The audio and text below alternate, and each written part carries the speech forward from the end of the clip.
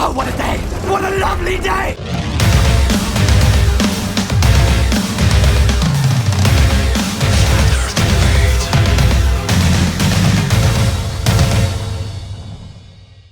Welcome to Flat Earth Debate Uncut, no, live. I'm your host Nathan Oakley, and if you are new to this channel, or you've not done so already, then be sure to subscribe and hit the bell notification icon to keep up to date with the Flat Earth Debate. If you'd like to support the channel, there is a super chat that runs alongside each of these shows while they are live, and there's also a PayPal, Patreon and crypto link in the info box below the video. Most importantly, if you'd like to join the discussion, simply mute the page you are currently watching, then click the link in the info box below this video to join the panel and express your views on the nature of Earth. If you do join, please don't swear. If you do, you'll be ejected, and if you are, please don't try to rejoin the stream using sock accounts. You'll be warmly welcome back on the next stream. Please also share the show on social media. Sharing the show obviously increases the live audience, but this in turn increases the chances of a more diverse panel. So please share the show on Facebook and Twitter. And one last time, if you're new to the channel or you've not done so already, then be sure to subscribe and hit the bell notification icon to keep up to date with the Flat Earth Debate. Now, we are joined by Righteous Force, the Adam Meakin and 10th Man, together with a whole bunch of people in Discord. So welcome one and all. Good morning. Afternoon, everyone. So I wanted to thank Nathan for admitting that the horizon does not rise to eye level. I didn't deny or make that claim. I said I don't make that claim. I didn't deny that claim. Yes, either. you did. Yes, you did. No, yes, he didn't. No, I didn't. No, he You're didn't. a liar. So you don't have Earth curve geometry. So let's just round out what I summarised with Brenda then. So with the discussion before the show started, we summarised with Brenda how she doesn't have a geometric horizon. According to her, we don't see it. And we don't have any straight lines for geometry to be done because everything's refracted. So we don't have any Earth curve geometry to assert with the Earth curve geometric calculator that's been used to compare to pictures for the last 4 years on this show. So we don't have any of that nonsense that's been asserted here. According to Brenda, we don't see a geometric horizon, towing the line with every other fundy that comes here. If we don't have a geometric horizon, the thing marked with an X and labelled horizon in their geometric model, then their model isn't what we see. So it's bye-bye globe model. Brenda admits it like the rest of them. She doesn't have a geometric horizon, we can't see it. She seemed to think, as a defence, that I'd affirm the consequent by saying, if we can't see something, it's not there, therefore it doesn't exist. That was her argument. And I said, no, geometry is about measuring to something physically, and if we can't see it, we can't measure to it. So no, it doesn't undo the fact that your geometry's done with this argument of the Black Swan, Brenda. So you did very badly, but you think you got a win because what? I didn't argue with you about the horizon rising to eye level? I don't think I've ever even voiced that argument, ever. I haven't denied it either, before you start twisting my words. But while we're on the subject, is there any evidence of a physical geometric Earth curve edge, formerly known as the geometric horizon, marked with an X labelled horizon in the now debunked geometric model? Anybody at all? Yes, of course. Yes, oh, right. Of course there Nope. is. What's the evidence of a physical geometric Earth curve edge, formerly known as the geometric horizon, marked with an X labelled horizon and denied in the pre-show as ever being able to be seen? By you.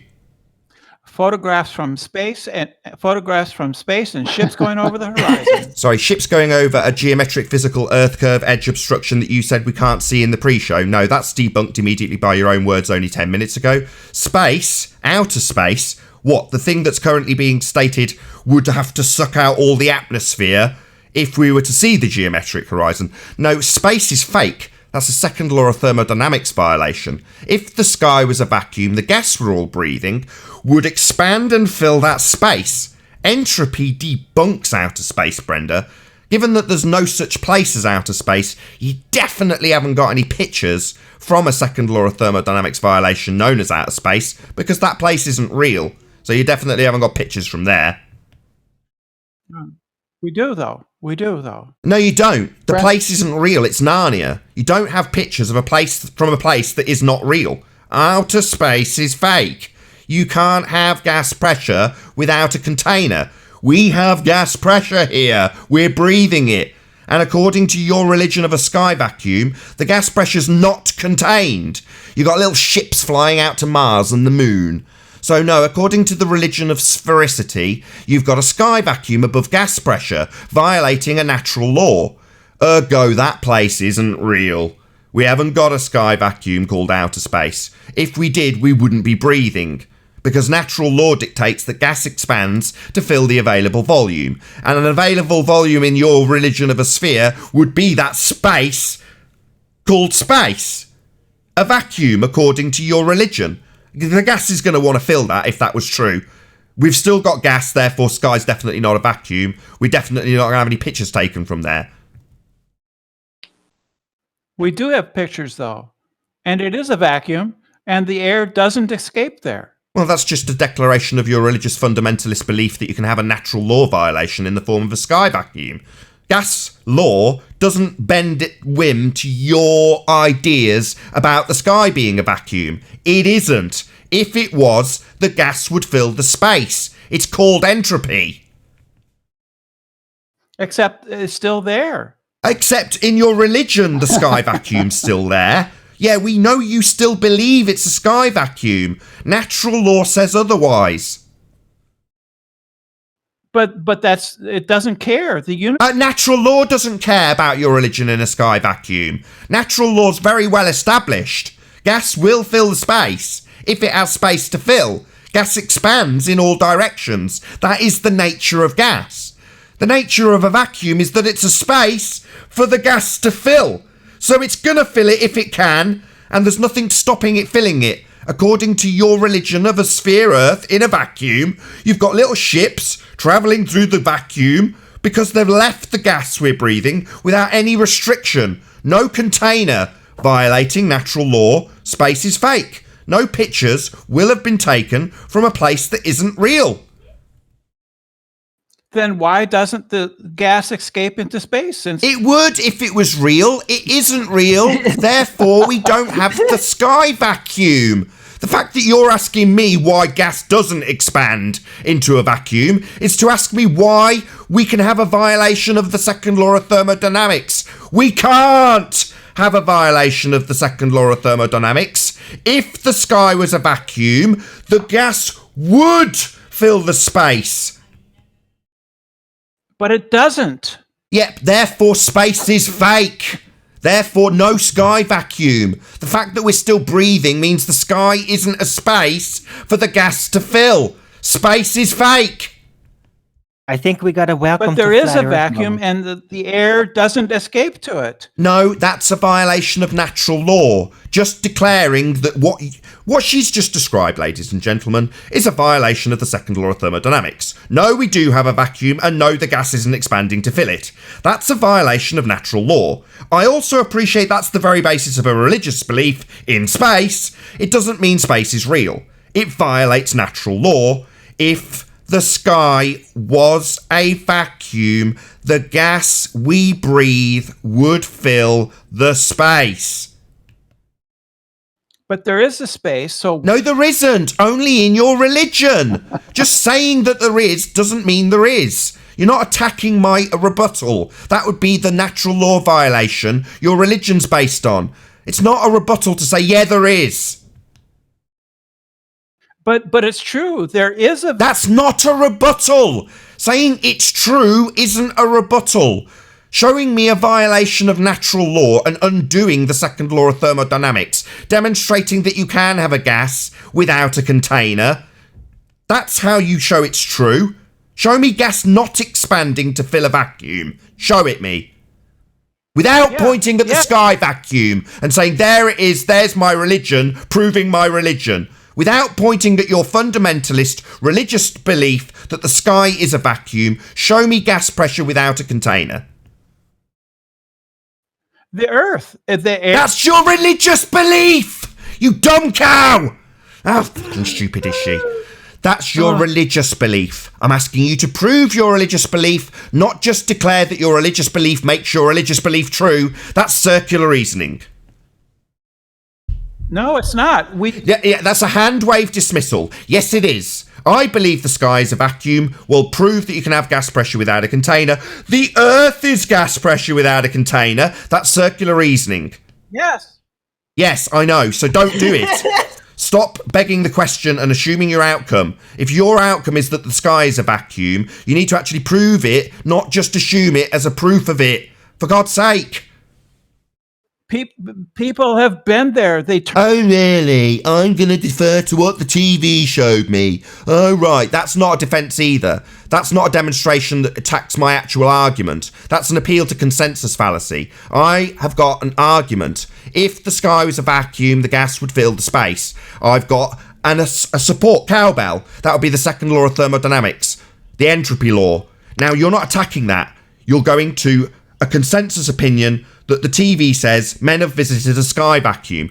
No, they have not, because if they visited a sky vacuum, then the gas we breathe would fill the space. This is a straw man, red herring, obfuscation that appeals to consensus.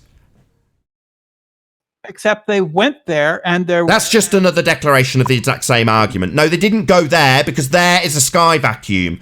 And that is debunked by natural law. If the sky was a vacuum where they have gone, according to you, the gas we breathe would fill the space. Stop appealing to consensus. Just because the telly said that they went there doesn't mean they did, because it's a violation of natural law where they said they went. Well, last chance. Stop interrupting me.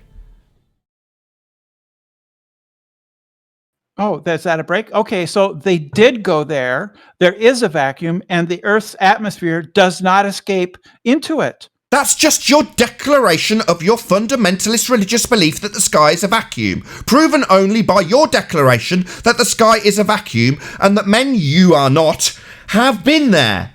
So they, being these men, have been to somewhere that is disproven by natural law. Now, they are liars. For example, M. Scott Veitch's father. A liar who has told you an overt lie. He cannot possibly have visited a sky vacuum. If the sky was a vacuum, the gas we breathe would fill the space. That is proven, my cowbell, by natural law, the second law of thermodynamics, and gas law. So unless you've got anything to actually challenge gas law beyond the words of liars like M. Scott Veitch's father, I'm not interested in your consensus view. I've got natural law. No, you don't. Yes, I do. That's a hand wave. Second law of thermodynamics is natural law. Gas law. These are natural laws. They are not the opinion of a man who lies. But except he went there. No, he lied. There is a violation of natural law, the second law of thermodynamics. He did not go there. There has been debunked by natural law. I've debunked it. You just refuse to attack my rebuttal. No, they went there. There is a natural law violation. There is a sky vacuum. Not possible by way of natural law.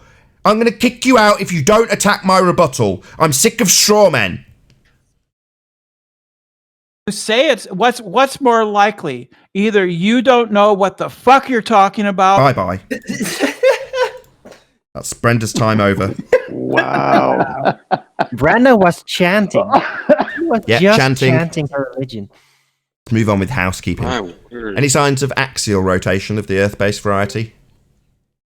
Nope. Good morning, guys. Hey, Chocolate, and hey, Arwin. Well, something may be spinning. The ballers' mindset, their arguments, they're spinning axial wise all over the place. Circular arguments, they're constantly rotating. I would agree with you there, Arwin. I think Brenda's head was spinning there, wasn't it? Yeah. Circular arguments. It's 2020, and she came in with astronauts been to space.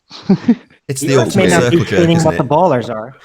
Arwin's got it right. I just want to say it. Arwin's got it right. Chanting, circular reasoning, saying the same thing, using the thing you asserted to assert the thing you're trying to prove, doing that again and again and again. It's chanting.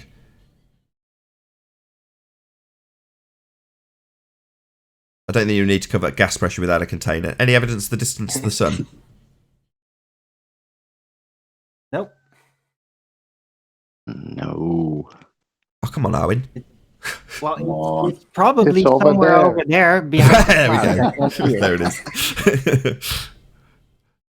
It's familiarity, Arwin. I just like hearing it. Any scientific evidence of gravity? Ooh. No.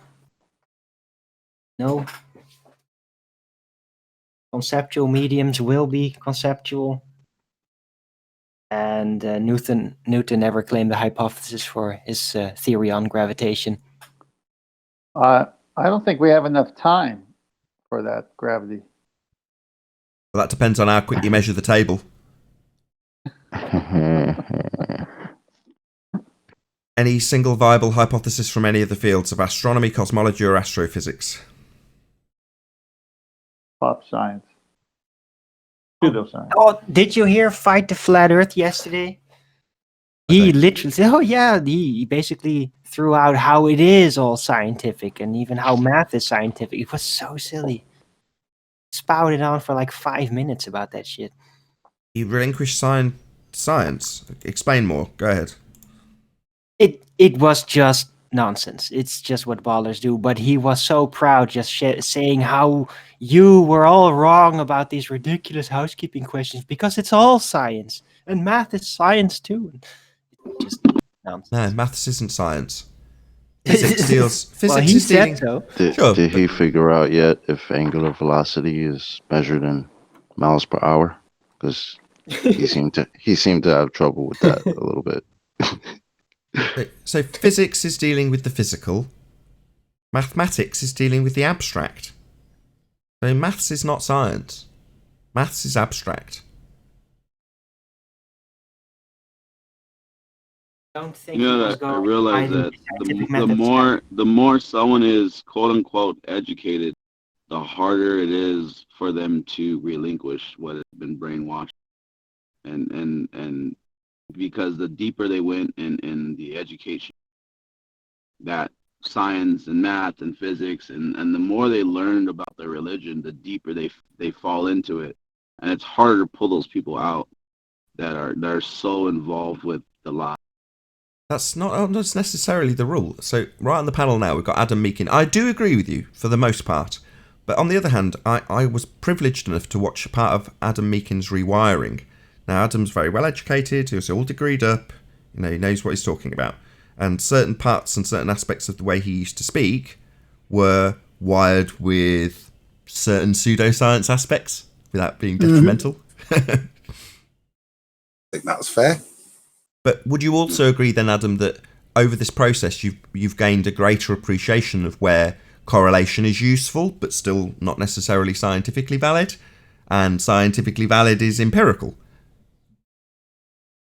Yeah, particularly, like I said, I think I was lucky enough with my chosen subject to have a level. That still didn't mean I didn't assume that things that were presented to me from other fields as science, I would kind of make that assumption. I think that's the learning you see here as we unpick all of these supposed proofs and see that they're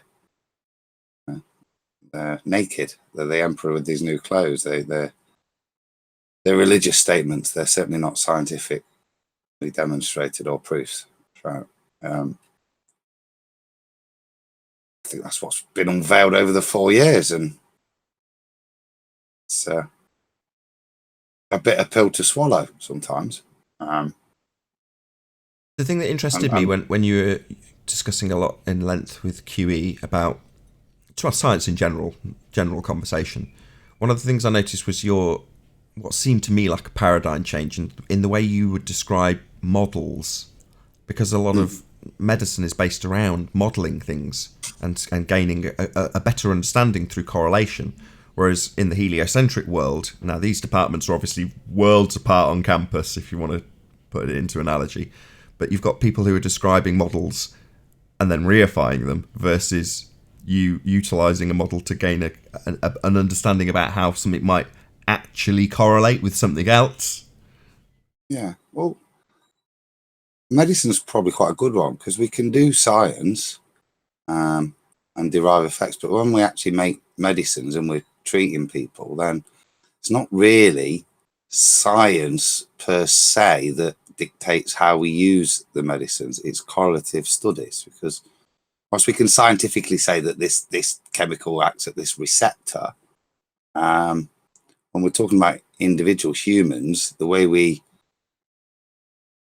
then decide how we're treating them is correlative, probability-based information. It's not scientific.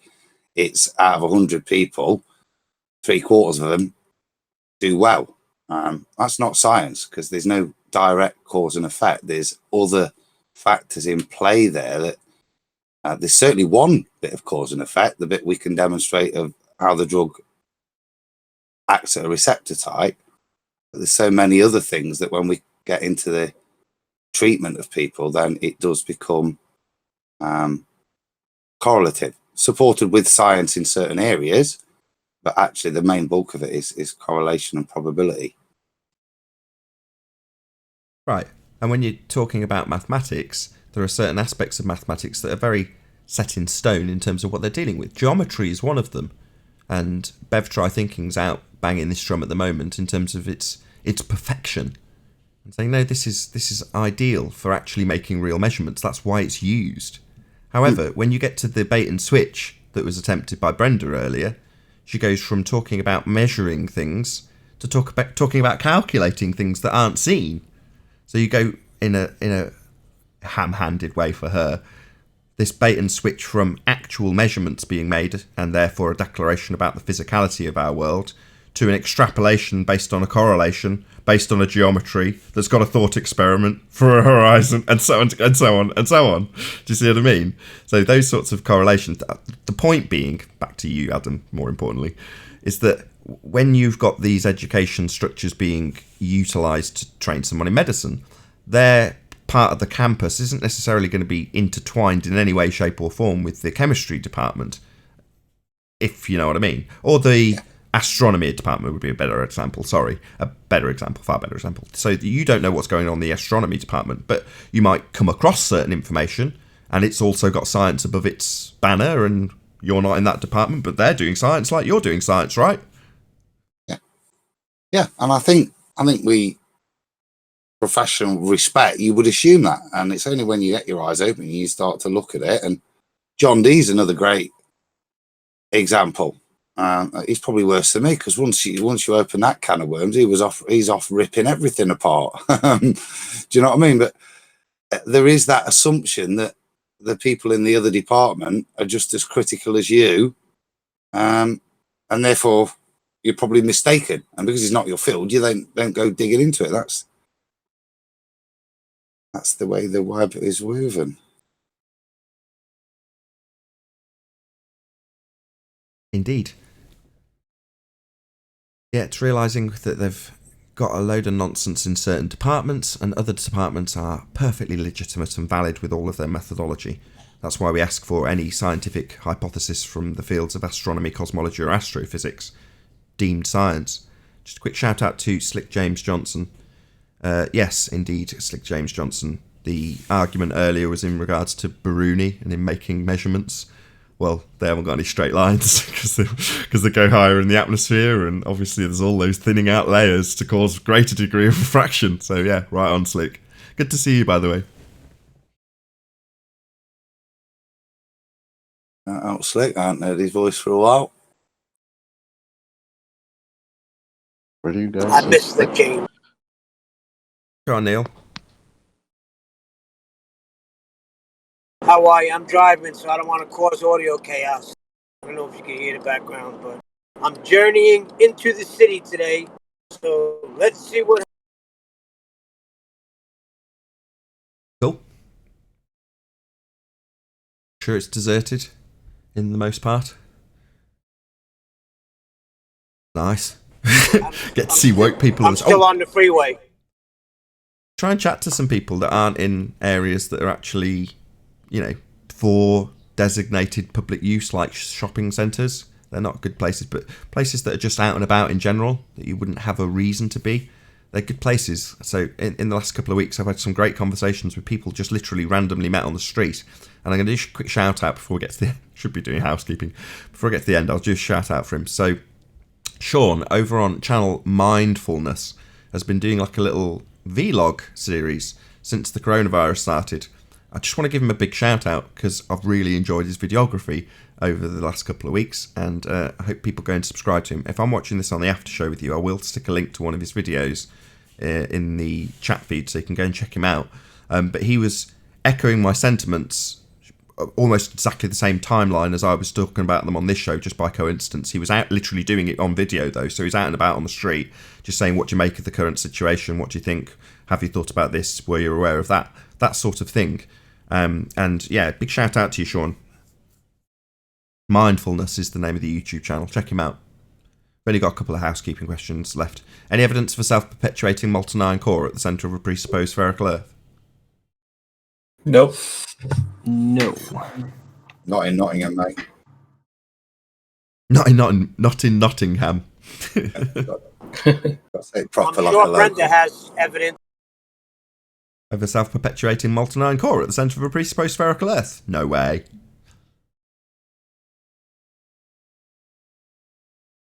What do you mean? It's there.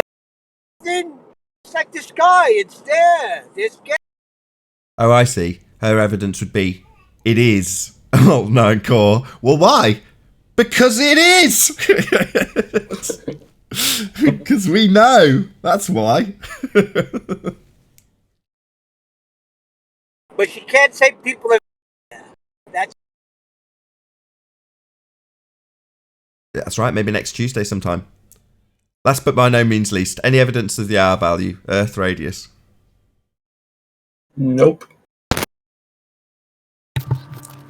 Now, where are they gonna get it from? At this point, you know, they don't have a geometrical. Hi, curvature. Brenda. I have a couple of questions. He's not here. Are you a complete sucker for punishment? Yes. You will never, ever Yes, he get is. someone I'm sorry. like Nathan Oakley to lose a debate on flat Earth. It's impossible to lose. I appreciate the sentiment. That's not strictly true. Spoilers. Go back to any episode in the low 200s and below, and you'll see me lose plenty. And Anthony Riley. Nathan was able to get all the ball to finally admit that gravity is not a force. Then you guys decided perhaps it's an effect, at which point Hollywood's special effects department brought in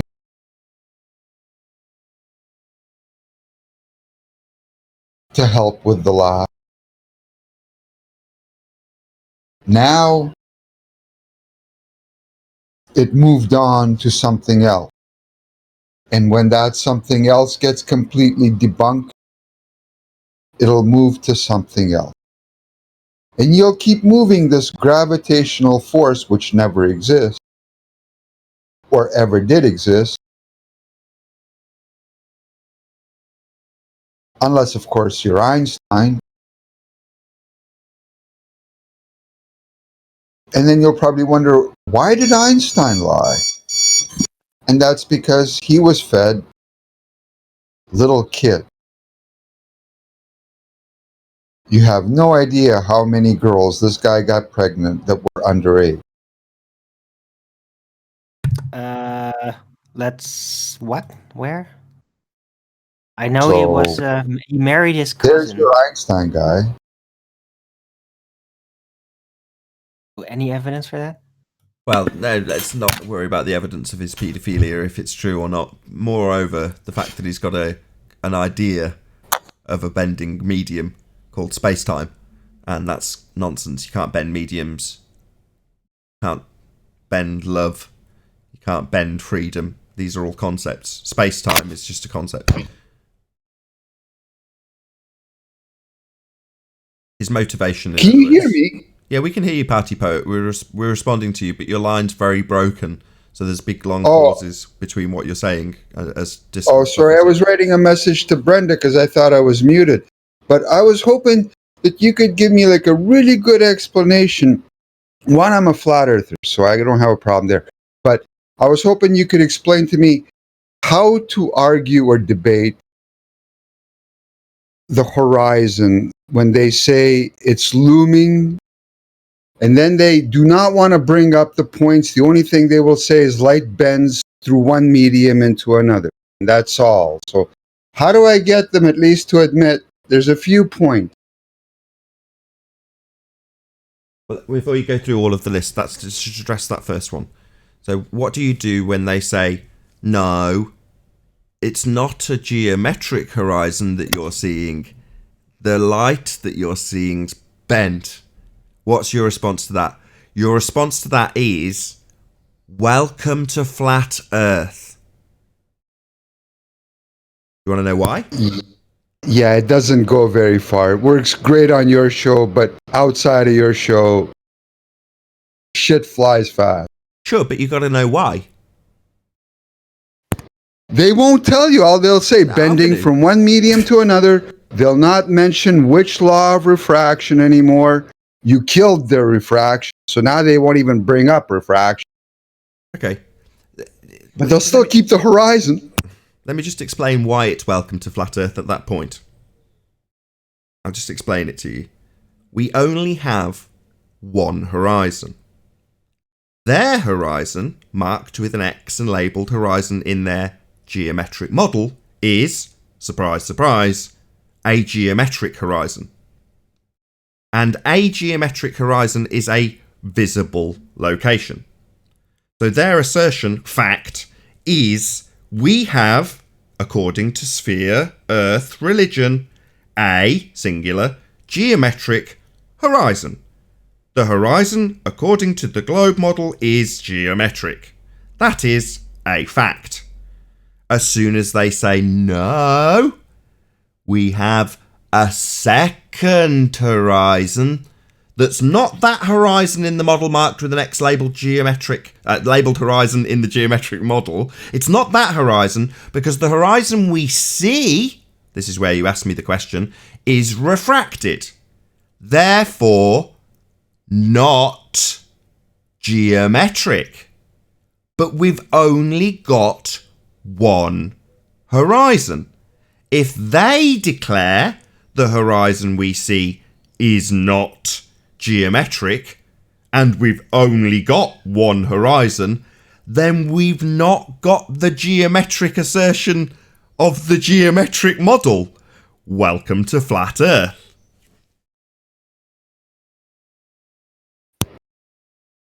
Yeah, I wouldn't. The only place Welcome to Flat Earth works is on this show. Everywhere else, you'll get screamed at for saying. That's okay. let them share their pain. It only doesn't work because they don't understand the argument. That's the reason it doesn't work, and they'll just keep asserting that they have two horizons, or we've never seen the geometric horizon, because they don't understand. Their model requires geometry. Exactly. And they're denying it by saying that they can't see this very geometry. So how did they ever measure the geometry in the first place? Exactly. Their defense. Oh, they measure, but then afterwards, thanks to all of the air conditions, you're standing in hot air and it's cold air down there. And that's why it got brought up. 20 miles or 30 miles. Okay, so not geometric then. Like their model's geometric. To put it another way, when they say they haven't got a geometric horizon, they, the globe heads, must have a geometric horizon. It's a geometric model they're using to claim Earth's a sphere. So it's not a, oh well, we'll no longer use our assertion that we've got a geometric horizon today. Today it's refracted. As soon as it's refracted, it's not geometric anymore. They're admitting it. That's what they're saying. That's why as soon as it's not geometric, it's not the horizon in their model. So they've lost. The fact they don't understand they've lost. Just let me summarise. The fact that they don't understand they've lost and dig their grave a little deeper by saying, no, you don't understand just how non-geometric refracted that light is. You don't understand that the light we're seeing isn't travelling to our eye in a straight line. like we'd need for geometry. That's them digging a deeper grave. Now, you're saying it only works on this show when I say welcome to Flat Earth. Well, what's working? Me making the point that I've won? Because they don't accept it. Brenda's not going to say, oh, thank you. Yes, I understand now I'm on a flat... No, it doesn't work in the way you're phrasing it. It only works if you understand the argument and you explain the argument well enough so that your opponent also, at least at some level, understands the argument and how they're being debunked. And then at the poignant moment when you detect the penny has dropped in your opponent, you welcome them to Flat Earth. That's how it works. But that's me. I'm Ace. You know, what can I say? I'm just joking. But I am Ace. And the other one is, why is it that you guys don't want to try the experiment where people are standing in two different continents staring at the sky? Because that would kill the argument pretty quick if everybody's staring at the sky from two different spots, like seriously. I've done at the that. same time. I've done that. I did it live. Did a 24-hour stint twice called Tracking the Sun on the Flat Earth Live. And we got people to track their sunrise and sunset and solar noon. So that's been done in multiple locations across the plane. I must have missed. Now it really gets interesting when you do that all over the world. You also keep track of how the moon looks like and where it is, and then you cross-reference all of that and what is the rotation point exactly of the moon and its shadow supposedly. Now try to compare all that. Now there it gets really freaky. Yes, that's already been done as well. Tracking the moon on a Flat Earth Live. I'm sure someone else did do that. I can't remember who to plug them. I'm really sorry if you're the person who did that. But yes, that has been done also, I believe.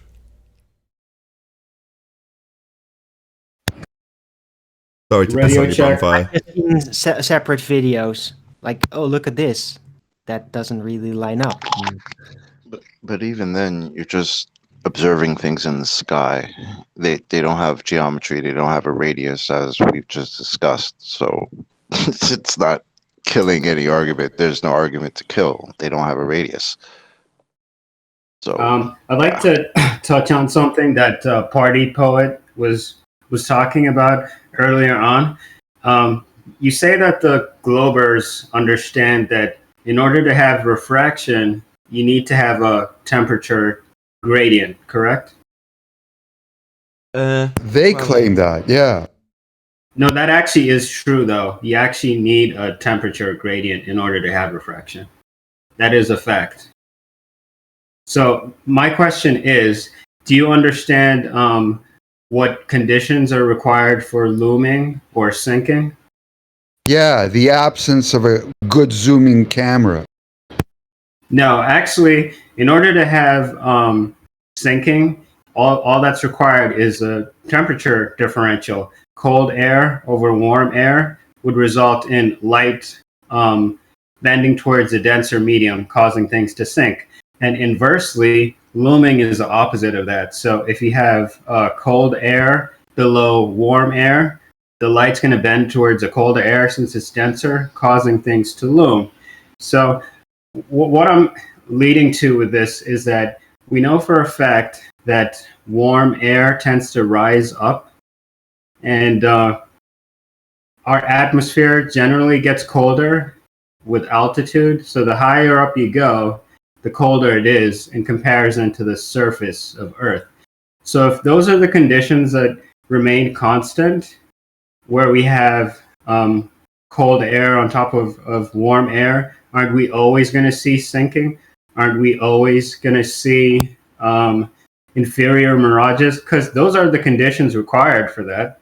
Yeah. Before I actually answer your question, I want to explain to you, this is exactly why Nathan screams on every goddamn show you ever listen. The guy did 6 months of showing you a boat that's like 30 miles out, the one with the shark kind of looking mouth front there. That's all I remember from that. 30 miles out, there's the boat. Was that a lucky day? No, you need to realize the people that we're talking to. We're talking to people that that just don't get it. I mean, we have to continuously explain these things over and over again just because we're talking to religious zealots that don't understand that there can be an alternative model in comparison to what they're following. They don't believe that alternatives are possible. That's the problem. No. They're listening to people who are being paid by NASA to sit there and throw BS out that some moron is willing to bite on and chew. Because at one point, I will tell you, I said to myself, I am not going to listen to this show for the next 6 months if I hear one more Isle of Man statement. Because I don't know how many times you can possibly explain it over and over again before it sinks in. Apparently, it won't sink in if I'm being paid not for it to sink in. My famous Woody Woodpecker went to get a pair of glasses, closed his eyes, and never got the right pair of glasses. Okay, Ta-da! just sorry to cut you off. Right, we don't know that's the case, so that might be your opinion. But here, let's just focus on the argument, regardless of what the competitor's motivation is. In this regard, I just want to summarise this point, though, because your original question was in regards to what do you do when somebody is explained that you don't have a geometric horizon, and they just say, as a defence, it's refracted. Do you appreciate from what Babs has just... Was it Babs? Yeah, it was Babs. What Babs has just gone through, that if you're dealing with refraction, you're dealing with the light bending. First, I just want a quick yes. You appreciate that if the light's refracted, it's travelled through a straight path that's then deviated. You appreciate that, yes? Very much. Perfect. So, given that you appreciate that the light that's going to be drawn from horizon to eye is bent, and geometry has got a straight line being drawn to that point, do you appreciate that the two are completely mutually exclusive of one another? Well, see, I would say yes, but a ball boy would say that's because it only appears straight, but it's not. But in geometry, it's irrelevant of whether or not it's an apparent this or could be something else. In geometry, it just is a straight line between the point you're measuring, and that's set in stone. As soon as it's not that, it's not that. So them arguing that it's bent is to break their own argument, because their argument's requiring a straight line to do geometry. So welcome to Flat Earth. You haven't got a straight line for your geometry then? If it's refracted, welcome to Flat Earth. No geometry for the globe then? Welcome to Flat Earth. So it can't refract on a globe? Is what you're saying? Not if you're going to be doing geometry. That would require a straight line to a physical geometric point called a tangent, where that straight line touches the curved surface physically. So you're drawing a straight line to a physical point, not a bent line to a point you can't see because it's moved to a different point. Then you're not doing geometry anymore. And if we're not doing geometry, we're not proving a globe with Earth curve calculators. So no Earth curve calculator to prove Earth curve obstruction, formerly called the geometric horizon then, all refracted. Bye globe geometry.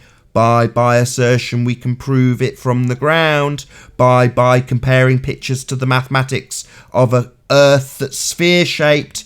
Welcome to Flat Earth. Yeah, on the in the flat Earth paradigm, the reason that we have a horizon dip is because of a temperature differential resulting in sinking refraction and the inferior miraging of the sky, making it appear as though the horizon has shifted downwards when in fact it's just the sky being inferior miraged. Whereas in the globe Earth paradigm, the horizon drop is due to Earth curve.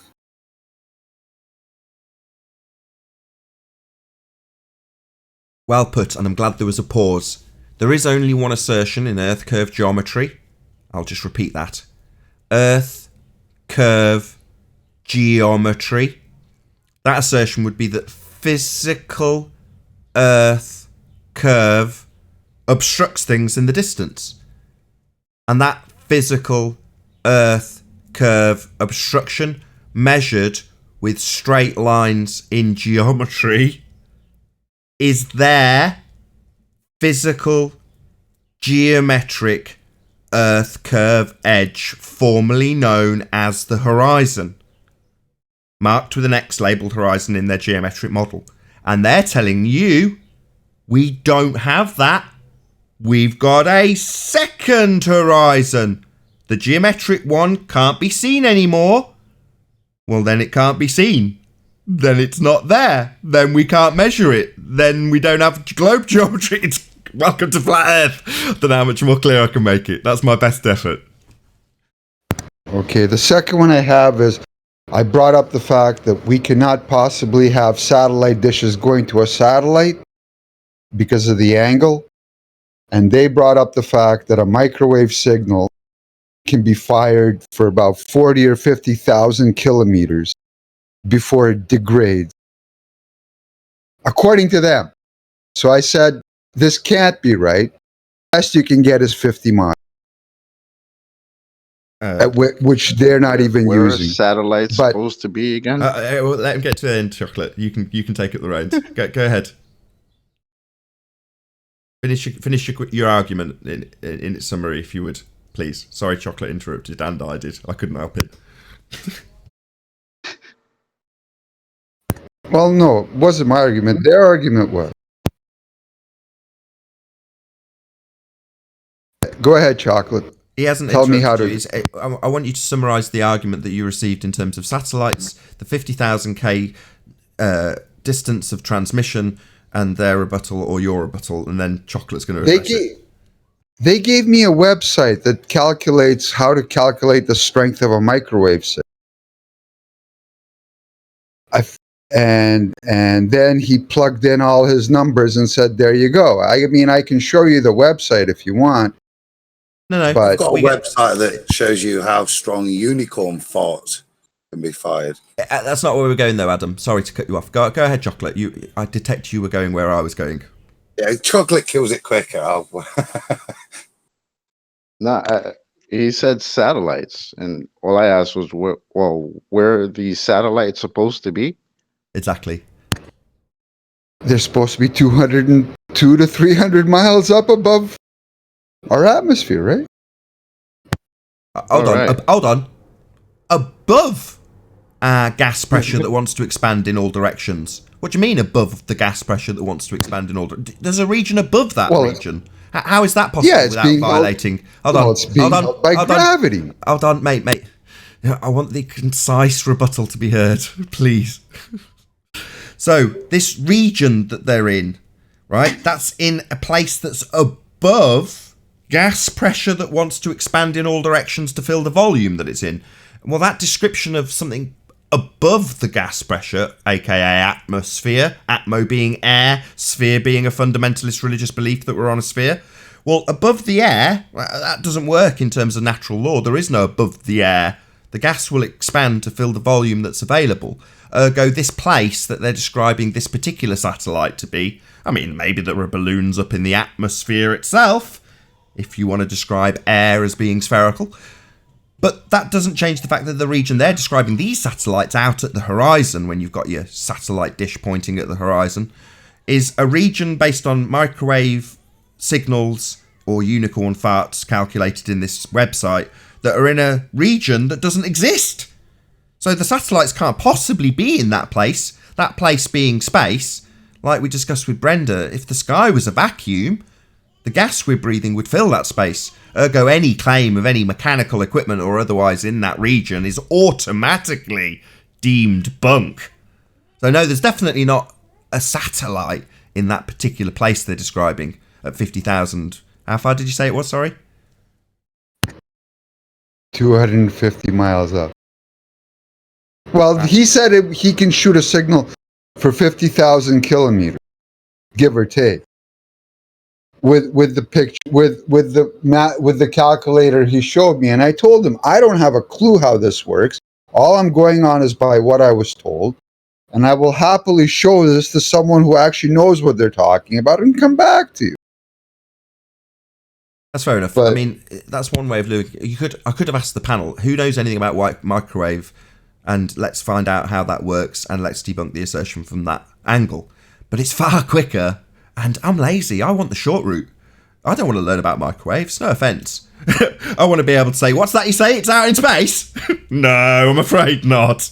No, space isn't real. That's far quicker. Like chocolate did. Bang, dead. Arguments ended. Now, it's an interesting folly to then look into microwaves. Sorry, go ahead. Well, to make a claim of that distance like that, wouldn't you have to validate it by going into a medium that's a violation of the second law? Exactly. You could make the claim, but you wouldn't be able to validate it, would you? No. I could reckon it's probably near Exactly. 78,364 miles you can manage, actually. So then why would you want to continue the conversation about microwaves and all that if one of the particulars that you're talking about is in a place that can't exist? I'm good. Prove that exists first, then we can talk about your microwaves and all that. Exactly. It's like arguing about how the gas lamp in Narnia works. We could discuss all day about the mechanics of how a gas lamp can burn when there's a time dilation issue. There's time dilation in Narnia, remember? They go through the wardrobe, they live a normal life, and then when they go back through, they're kids because they haven't actually had that much time pass. Well, how does the gas lamp burn? Now, should we work out the physics of how that gas is working in a time dilation zone, or point out that Narnia's not real?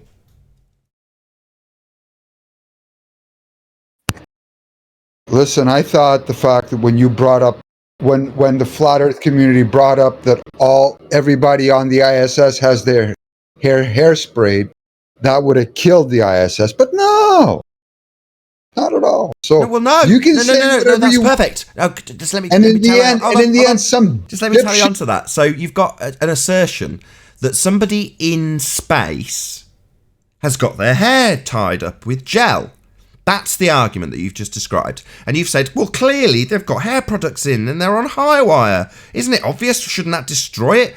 No. That's the perfect argument. That's just the kind of argument that they want being perpetuated. Let's argue about whether or not someone's on a high wire in space. Let's argue about whether or not you can float in space. Let's argue about whether or not rockets work in space. Let's worry about how gravity works in space. Well, I say no. Let's point out that space isn't real. It's Narnia. Why are we arguing about the footprints in the snow and how the gas lamp works and whether or not Aslan would have come back to life when Narnia's not real? We don't need to work out the mechanics of the metabolism of a lion in Narnia or a gas that's burning or the footprints in the snow because the place isn't real. So it doesn't matter about whether or not their hair's tied up or if they're on high wire. The place they're claiming to broadcast from isn't real. Ergo, everything in that cinematography is automatically fake. Very quick shortcut. We had it with Brenda earlier. She wants to argue about a certain aspect of space. And every time she tries to do it by saying, hand wave, no, we have got space, I say so. I point out that no, we haven't, gas law. No, we haven't, natural law, second law of thermodynamics, entropy. And they just hand wave it. Doesn't mean I can't keep them there for all eternity. No, with the place you're saying they're going to get this image that you say proves the Earth's a sphere is a place that isn't real. So I don't have to argue about your picture or your hair gel or your high wire or your rockets or your gravity. I don't have to argue about any of that because it all takes place in a fake place. Moreover, your assertion about a satellite being there, that's the same. No, place you claim that satellite is fake. I don't need to argue about the transmission to it. They want you to because then you're arguing under the assumption that space is real. So if you win that argument about microwave transmissions, let's just pad it out. You argue that you can't have a transmission that's that strong. And you win, you prove it, you get all the maths, you get a subject matter expert, he demonstrates it unequivocally with a physical demonstration that you cannot transmit that distance. So what have you won? You've proven you can't transmit that far to space. So space is still real at the end of the argument, but you can't transmit that far to space. Oh, well, that'll just require a slight adjustment in the narrative. Well, I'll tell you something for nothing. Pointing out that you can't have gas pressure without a container, there is no adjustment in the narrative to get around that argument. You can hold any fundy to any claim that took place in space, past tense. They're not anymore. To account by just pointing out you can't have gas pressure without a container. Their region that they're claiming these proofs come from violates natural law. That's it. Game over. Bye-bye space. Bye-bye space pictures. And from the ground, bye-bye geometric horizon. It is actually the end of the globe. I know some people have recognised this. There is no way out from here on in. There's no turning back. There's no making the horizon physical again. There's no making the sky a vacuum again. None of that's ever going to turn around. You can't smear layers of nonsense over the top of this. It's game over.